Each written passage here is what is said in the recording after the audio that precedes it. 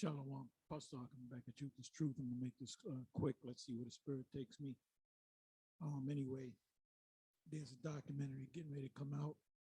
This is, as you can see on the screen, Unspoken documentary, put together by a Jude 3 Project.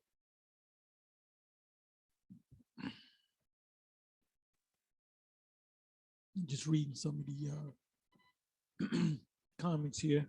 Okay, we got a Israelite, Rakah Amatya Yasha'ala, princess. Okay, it's a woman.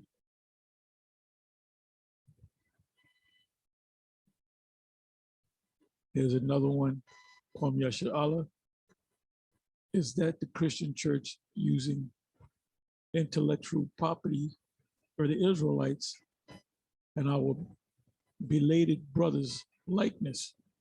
I wonder how they think that's going to go over.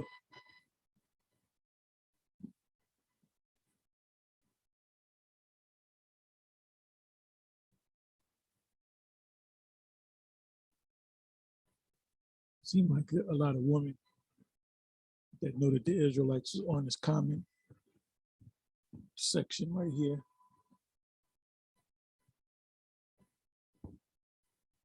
Okay, it says the church system is not ecclesia, which means if you look up the word church in the blue letter, or you go to any Bible and you look up the root of the word is a Greek word ecclesia, which means to call from out.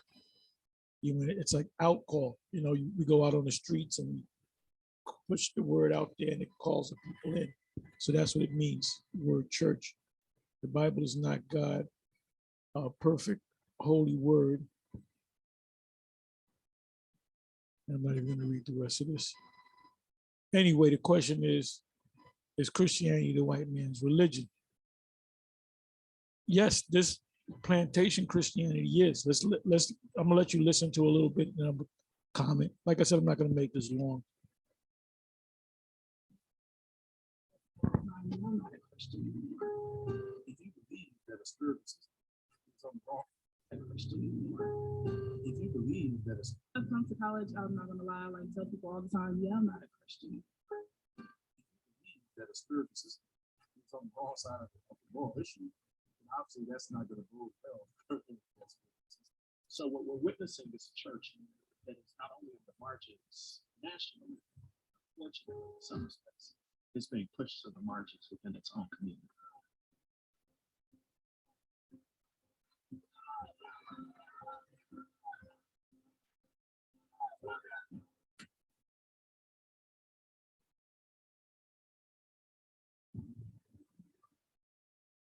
I'm Lisa Fields. I'm Christopher Lamar, and I'm Don Carey.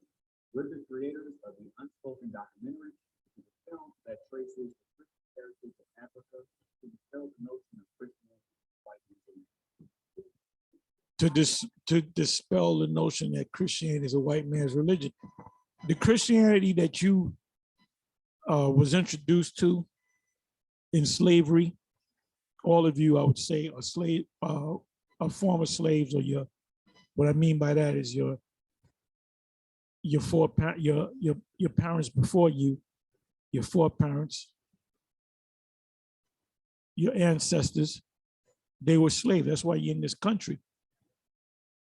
And what this individual said, let me let you hear it again.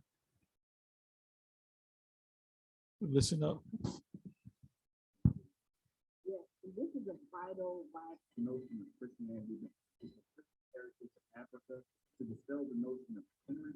It's a film that traces the Christian heritage of Africa to dispel the notion of Christianity being a white man's religion. Christianity is a white man's religion. When I say Christianity, I'm talking about westernized Europeanized Christianity, which I call plantation Christianity. The fact that you blacks, I'll use the word blacks, you know what I mean, Israelites, that these three people here I would say, are Israelites. The scriptures speak about the Israelites being blinded for a time. That's in Romans 11, chapter 25th and 26th verse.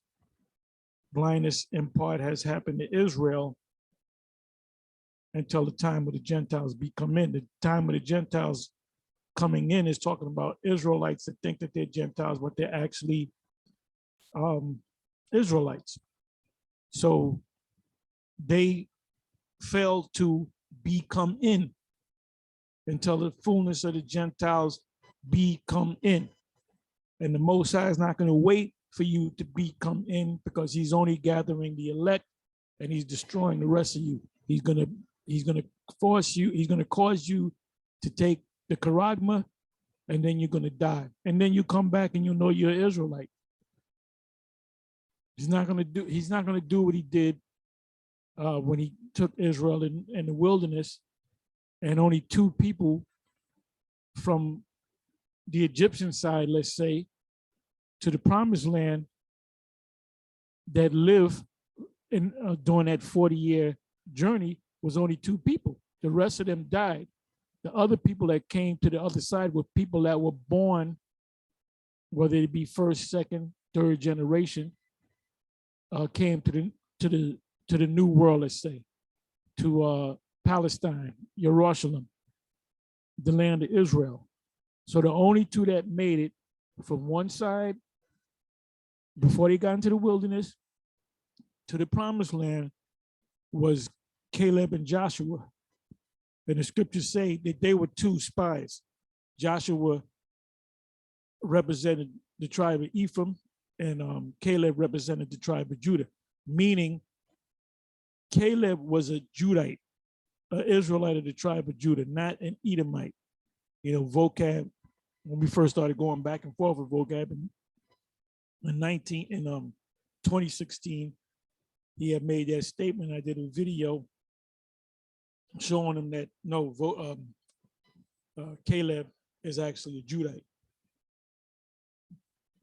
Anyway, let me let you hear this guy again. I want to get it play on my. He said a few words, but I just want you to hear it again. That traces the Christian heritage of Africa to dispel the notion of Christianity being a white man's religion. Now, you can say true Christianity from the apostles went as far as Africa, because you had Israelites coming from all over the world during the time of the Pentecost in Acts, the 2nd chapter. So you did have a form of Israelites knowing that they were Israelites before the time period of 70 AD, when you had Israelites fled up into Europe, into the mountains, and into the interiors of Africa. You had Israelites that were already living in Africa that knew that they were the Israelites. There's never been a time in history where we didn't know that we were Israelites. And that's a fact. You have a big community in Nigeria of people that, so-called Black people, that claim that they're Israelites. Okay? But the Christianity that you 3 individuals love and practice is the so-called white man's Christianity. So it is a white man's religion. And I'm going to prove that briefly. I'm going to go to Google.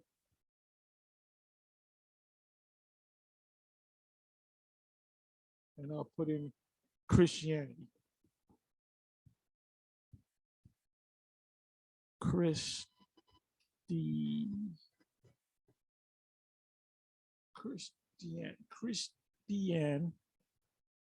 I'm not the greatest speller in the world. Christianity is right here. Okay, so that's your images, right?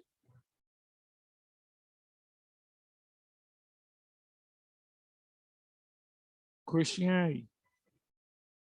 Boom. So the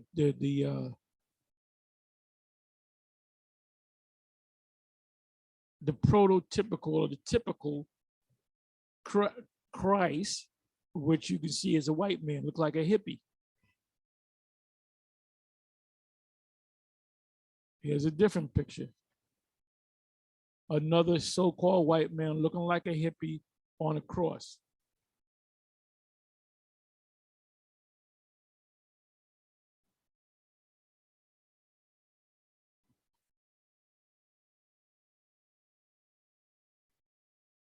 There we go again. I don't know where this picture, I guess you could say this is an icon. You had icon mosaics and frescoes.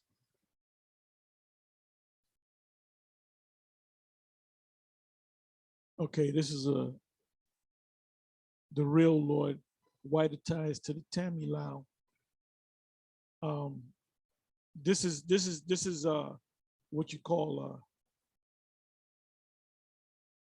Russian icons, but the original Russian icons were people of dark brown skin.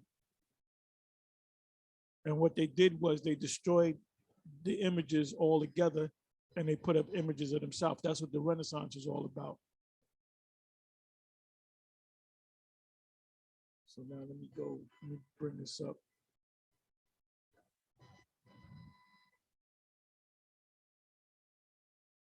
Okay, Christianity is an Abrahamic monotheistic, meaning one God, religion based on the life and teachings of Jesus of Nazareth. Okay, so now let's take the name Jesus of Nazareth. Instead of Jesus, let's deal with Jesus of Nazareth. Because maybe you get black images. But let's see what happens. Let me go to images. Okay, that's your Jesus of Nazareth. So you're going to tell me that this is this form of Christianity is not the white man's religion? Every picture that you see here is a so-called white man. Every last one of them. Christianity is the white man's religion. True Christianity, the true Christians would be the apostles. Apostle Paul, Acts 13. They were called Niger or nigger. There's your classic Christ. When we were kids, we actually thought that this was Jesus. This is, I don't know if this is Caesar Borgia portrait of him, because Michelangelo painted an image of what they thought Christ was, and Leonardo da Vinci. And I think when, I believe it was Michelangelo, somebody can correct me, but they all look the same.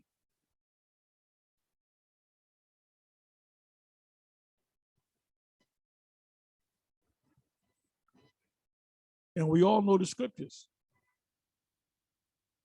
The scriptures tell you that the Lord will have woolly hair and dark skin. He had woolly hair.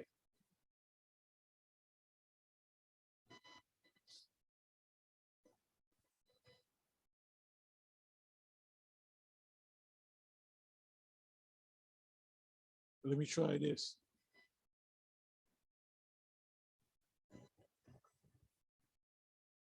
What color was Jesus? I'll leave Nazareth.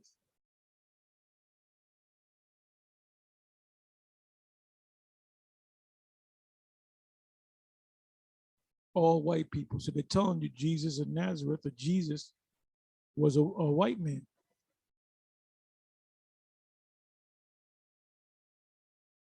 Oh boy, look at this. That one black Jesus. Jesus of Nazareth. And look at this guy. It's an actual Edomite, Caesar Borgias looking person, but he has black features. But instead of having long, stringy hair, he has S curls, Jerry curls on his hair and on his beard.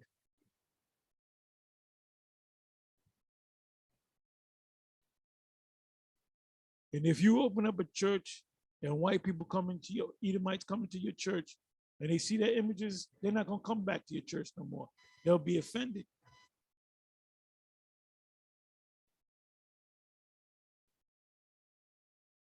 See, if you push a lie hard enough and long enough, people begin to believe that lie. Oh, look at that. That's Judas Iscariot. Now you notice they made him look like a Puerto Rican. Look like a Puerto Rican. Look at that. Look at this one. Give him that Ephraimitish look to him. He didn't have straight hair. He had curly hair.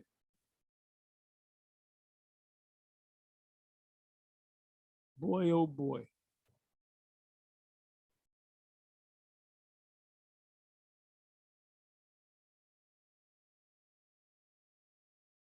Okay, right. You got this famous, The Last Supper. This is a different, okay, the life of Jesus of Nazareth in the gospel. The number one portrait or the number one painting of the Last Supper is with the Borgia family.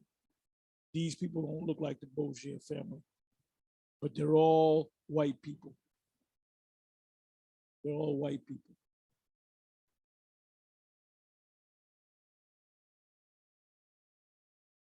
When Esau, the devil, that old serpent, the devil came out of the bottomless pit, what did he do? He deceived the world.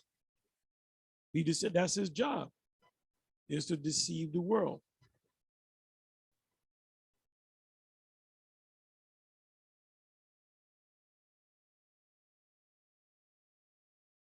Let me try this.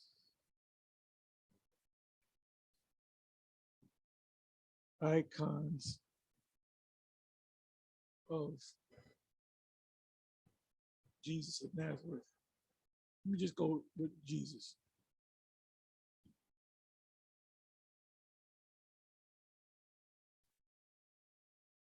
Now, the original icons, let's say prior to the 1300s, 1200s, 1000s, were all so-called black people. So this so-called white man, what he did was, there's a thing called Renaissance, meaning rebirth.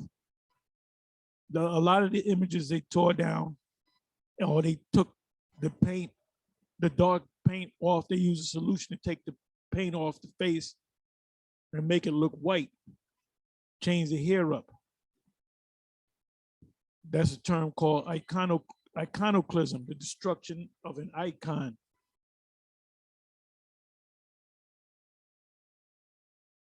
Okay, you can see, okay, this is most famous types of the Russian icons of Jesus. And you can clearly see he doesn't look like a white man, although his hair's kind of straight. You can see the color of his skin. And the saint over here, which is an angel, you can see the angel has a fro and he's a dark-skinned man, no beard, however.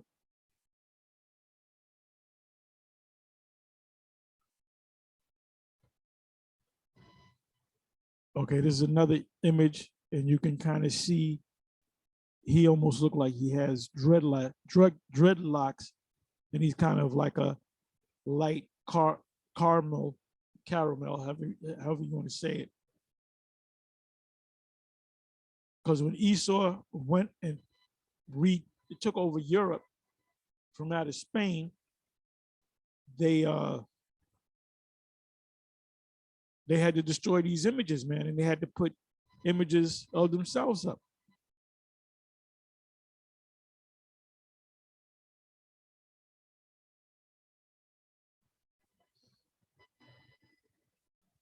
Okay, let me see. Let me put in Renaissance. Renaissance.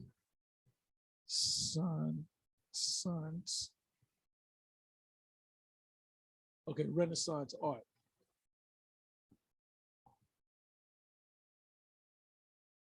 This is Renaissance art, which came, if you check the dates, this was in the 14, 15, 16, 17, 1800s. That's when that's a fulfillment of Revelation, the 20th chapter. And here's that famous portrait or painting. And this is a woman right here. That's Caesar Borgia. You got Caesar Borgia over here. You got his brother, I forgot his brother's name. And the bald-headed man, the older man, that's Rodrigo Borgia. So they have Rodrigo Borgia a couple of times here. He got his bald head and he got hair on his head over here. Then his brother's over here. Then you got Caesar Borgia again over here, and you got Caesar Borgia over there. So it's only 4 people that they use to make 12 people.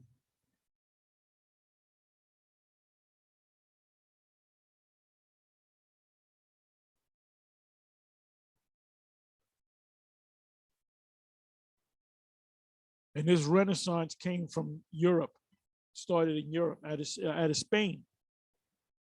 The power at that time came out of Spain. Cristobal Colon was a Spanish Jew, a so-called Jew from Spain. He wasn't Italian.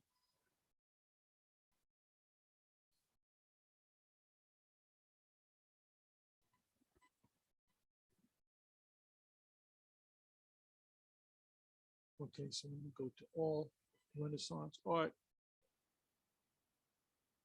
Let me just put down Renaissance. Let me take out the art and put down Renaissance.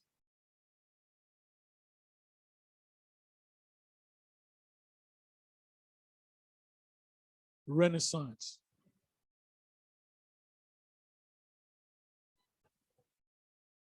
You see the so-called hand of God and the hand of Adam, which they're both so-called white people. It says Renaissance. The Renaissance is a period in European history making the transition from the Middle Ages to modernity and covering the 15th and 16th centuries, characterized by an effort to revive and surpass ideas and achievements of classical antiquity. Let me pull this word out, Middle Ages. Let's pull out the word Middle Ages, which is also known as the Dark Ages. So any of you Jakes that went to a college and joined up with the Christian club, or you became a student under a theological seminary, as called cemeteries. This is what you learn. You learn the so-called white man's form of Christianity. Middle Ages.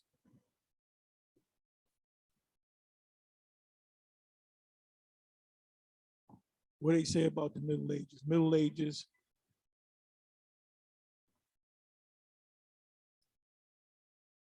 In the history of Europe, the Middle Ages or medieval period, I'm gonna look that up too. Medieval, also known as the Dark Ages, lasted approximately from the 5th to the late 15th century. So during that time period, that's when Jake was in power. Similar to the post-classical period of global history, it began with the fall of the Western Roman Empire. The Roman Empire was split into 2 empires: the Eastern Empire and the Western Empire. The Western Empire was ruled by Esau, and the Eastern Empire was ruled by Jake, and they took over. And the Western Roman Empire fell and transition into the Renaissance and the age of discovery. The age, let's deal with the age of discovery. Let me say the age of discovery, not age of discovery, the age of discovery. The age of discovery is Revelation 20, the 20th chapter, when they came out of the bottomless pit and deceived the world.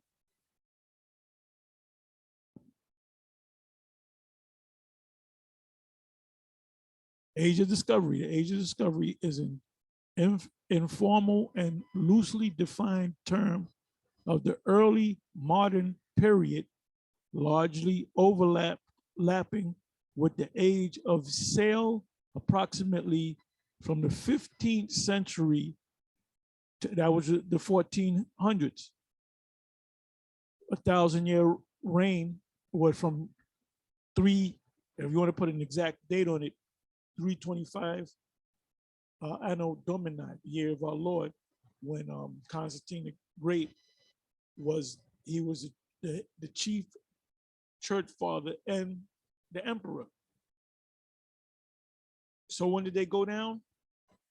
From 300 to about 13, going into the mid 1300s into the 1400s, that's when we went down.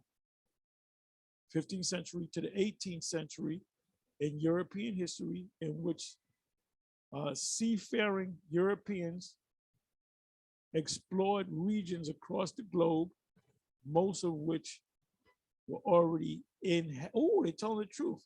Most of which were already inhabited, just like America. So how can you discover something when you had people already here? So Esau is beginning to tell the truth now. And like I said, all they were doing was fulfilling prophecy. The era known as the age of exploration, sometimes called the age of discovery, officially began in the early 15th century, meaning the 1400s, the mid to the late 1400s, and lasted through the 1700s. The period is characterized as a time when Europeans began exploring, Europeans meaning Edomites, began exploring the world by sea in search of new trading routes, wealth, and knowledge. Well, they were fulfilling prophecy. I keep referencing Revelation chapter 20. You have but I'm not even going to go into that. Let me deal with the dark ages. The dark ages.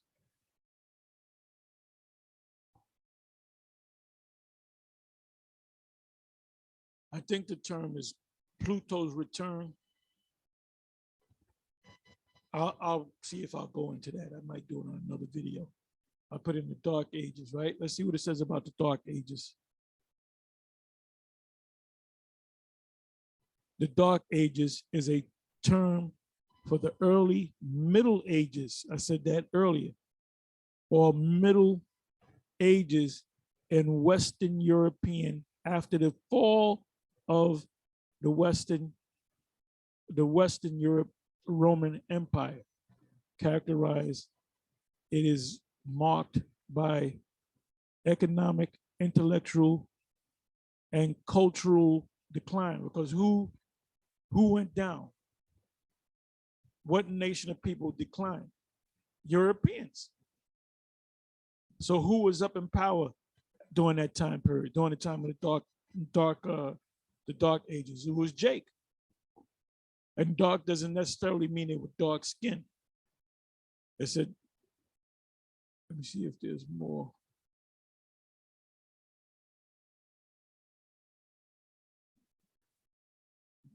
There's some information where it says, oh, that's a time where we don't want to talk about.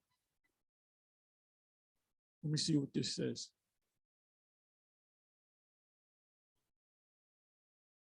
That's Satan. Okay, Dark Ages. And historiography, the phrase Dark Ages or Dark Ages or Dark Age is most commonly known in relation to European early Middle Ages from 476 CE, the Common Era, to about 1000 CE. It was longer than that. It really started. This is when Jake was ruling. This is when Esau was on the bottom during this time. So this is a little bit more than 500 years, but they actually ruled for 1,000 years. But we started to go down maybe about the 12th century going into the 13th century going into the 14th century. This concept of a dark age, was first created by Italian humanist and was originally intended as a sweeping criticism of the character of vulgar Latin, because we spoke Latin, we spoke Greek, we spoke Hebrew literature. Later, historians expanded the term to include not only the lack of Latin literature, but we did speak Latin. When they put the Lord on the cross, it was atop his head was written King of the Jews in Latin and Hebrew and in Greek. Why? Because the Israelites, some of them spoke Latin, some of them spoke Greek, and some of them spoke Hebrew. But a lack of contemporary written history and material cultural achievements in general, because we were making all of your cultural achievements. Popular culture has further expanded on the term as a vehicle to depict the Middle Ages as a time of backwardness. Why did they call it a time of backwardness? Because they wasn't going nowhere. And we were the ones on top. So they didn't want to acknowledge that time of history. You got to understand the Roman Empire, you only had 12 emperors that were Edomites. From Julius, really you could say 13, 12, 13. Gotta do a count again. From Julius, well, it was 12. From Julius Caesar all the way up to Domitian Caesar, which was a younger brother of Titus, and the younger son of Vespasian. And then Jake, the next person to rule, getting the power seat was Jake.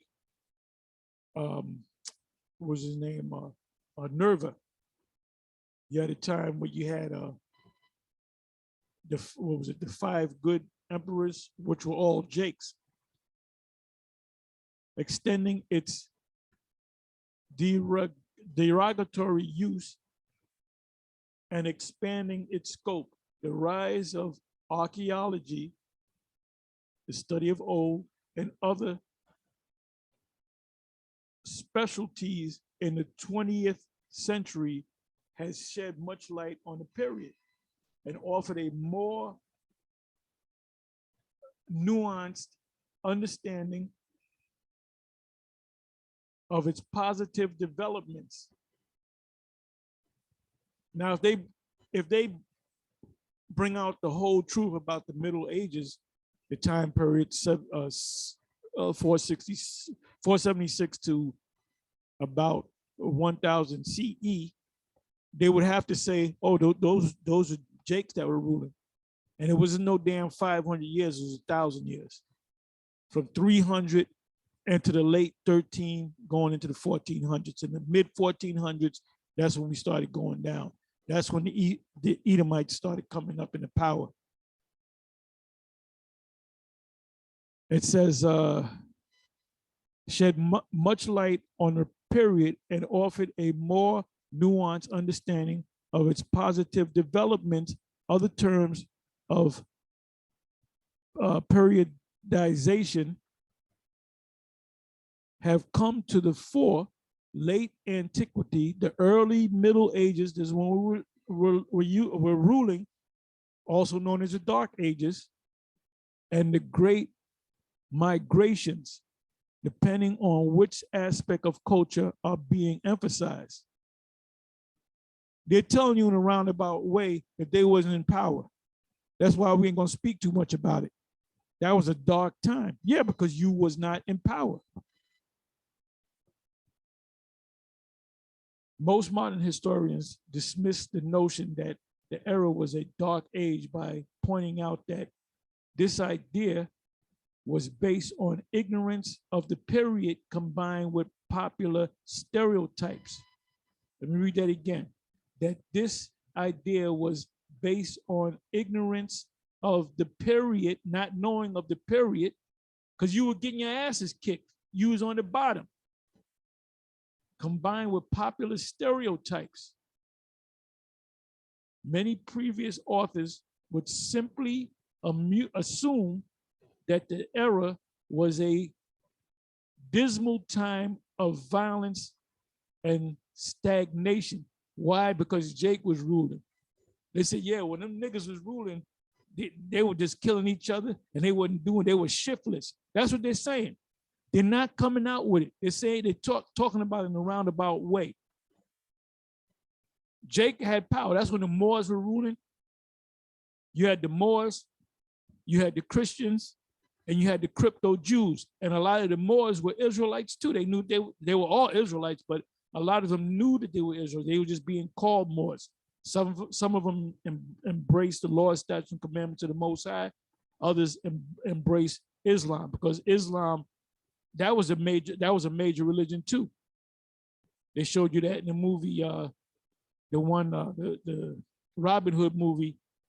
What's the name of it? Somebody could put it in the comment section. With this guy, Morgan Freeman was in it. And he played the Moor, and they showed in the opening scene. And that movie, now I remember seeing that movie in the theater. It was me, myself, and High Priest Ariah, and another brother. We went down there and saw it. And we were surprised that they actually got a so-called black actor to play a Moor, and they showed you that the Moors would look different than the actual Arabs, because they wanted to chop their hands off. But what's this guy? Played in Dances with Wolves. I can't even think of his name. He has been making too many movies. What's his name? Costner. It's coming back. And he played Robin Hood, but they should have had Jake. They should have had Denzel play Robin Hood, man. You see how these devils, they got to keep the lie going.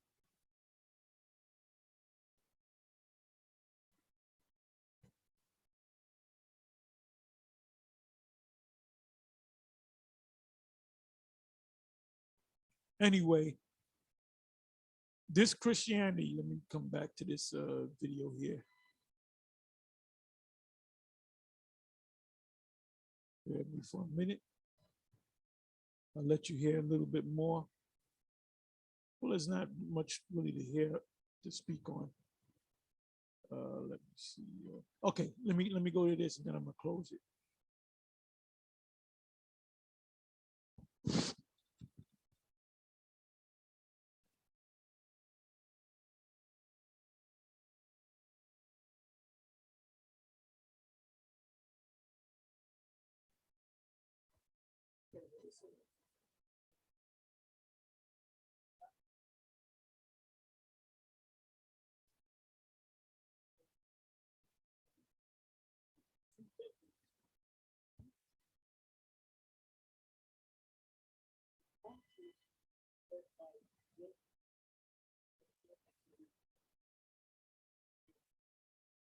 Well, that's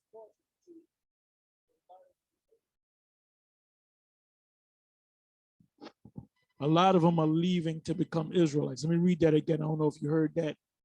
Church membership among Black Americans, Israelites, has decreased by 19% over the past 2 decades. Departures by Gen Z and millennials.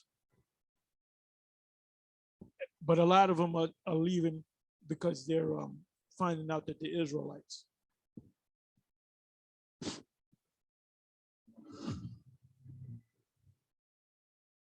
I think we haven't done a great job of answering this question. Is Christianity the white man's religion? I can understand that concern. Why would you ever, I can say you'll do something, to the faith that has been used to perpetuate your oppression. So sometimes She said something heavy. Let me come back to her. She said something heavy. But Jake is waking up, man. used to perpetuate faith that has been used, Understand that concern. why would you ever, I can say you'll do something, to the faith Meaning Christianity. She ain't with Christianity. that has been used to perpetuate your oppression. So To perpetuate your oppression. They use this religion, Christianity, to keep you down. This is why they demonize guys like Vocab Malone, demonize really the one Westers. He really has no problem with the IOG, the Israel of God, because they teach, I believe they teach that, I don't want to put words in their mouth, but I believe they teach that so-called white people can make it. GOCC, not too much is said negative about GOCC because they say Edomites can make it. But the rest of the one Westers and some of the major groups, GMS, IUIC, ISUPK, and many others, Vocab goes after. He goes after me. He'll dedicate a whole 2-3 hours on getting on me. He must know something. Anyway, let me let you listen to a little bit more. I'm making my own documentary right here. Hood style. since I've come to college, I'm not gonna lie, I like tell people all the time, yeah, I'm not a Christian anymore. You heard what she said. I'm not a Christian anymore. Let me let you listen to a little bit more. He believes that a spiritual system is on the wrong side of the moral issue. And obviously, that's not. Okay, this guy is Adam Coleman. He came when Vocab came out and confronted us. He was there, and he made a statement, and he was sincere when he made the statement. He looked at us and he said, "Good bill, and we shook his hand and all that. But if this man, there's certain of these Christians, man, Adam Coleman and Alan, what's his name? Alan Parr. If we were to pull him to the side and go into the scriptures with him, if they don't say, "You're right, I'm an Israelite," they're gonna run away and just, stay in denial. Because a lot of these Jakes, they can see that they're Israel. It makes all the sense of the world that we are the Israelites, but they're in denial. They're thinking, well, what is my grandmama going to think? What is my mama going to think? We were raised in Christianity. And yeah, you were raised in the white man's Christianity. You still have a slave mentality, Anyway, with that, let me say, like I said, I was going to say a few words. It went a little long. You know me. Put your comments and your precepts. I didn't pull out a lot of precepts, but a lot of precepts came to mind. Like on the word Israel, did the Lord come only for Israel? Yeah, it's all throughout the scriptures. It's all throughout the Old Testament. The New Testament, what these people are saying is, oh, now it's open to the Gentiles. Those Gentiles Anytime you come across the word Gentile or Gentiles in the New Testament and it has something to do with salvation, those are Israelites that didn't know that they were Israelites. Like a perfect example, Cornelius. Cornelius is an Israelite or was an Israelite, still is an Israelite. Whether he's here among us or whether he's in the spiritual realm, he's an Israelite. The Lord, the Great Commission, they always go to the Great Commission in Matthew's, 28, verse 19, if I'm not mistaken. But they don't go into when the gathering of the disciples in Matthew's 10, 5, and 6, he said, don't go to the Gentiles, and then don't deal with the Samaritans, but go rather to the lost sheep of the house of Israel. And it goes on to say, give them the kingdom, give them the secrets of the kingdom. So why would he say later, why would he come to Paul and say, oh, you're gonna be the apostles of the Gentiles, therefore I magnify your office, when he said, don't go teach the Gentiles? Because the Gentiles that he was talking about in Matthew's 10, 5, and 6 were the other nations. The Gentiles in the book of Romans that Paul dealt with, those were Israelites that didn't know that they were Israelites. So, hey, the scripture, if you go to the word, I'm gonna leave you with one precept, if I may. Doctrine.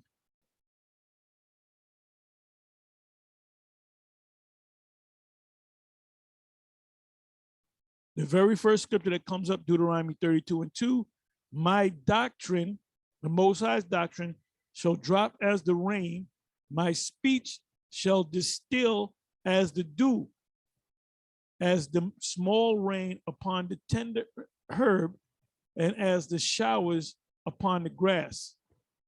So that means that you're gonna be pickled in Israel.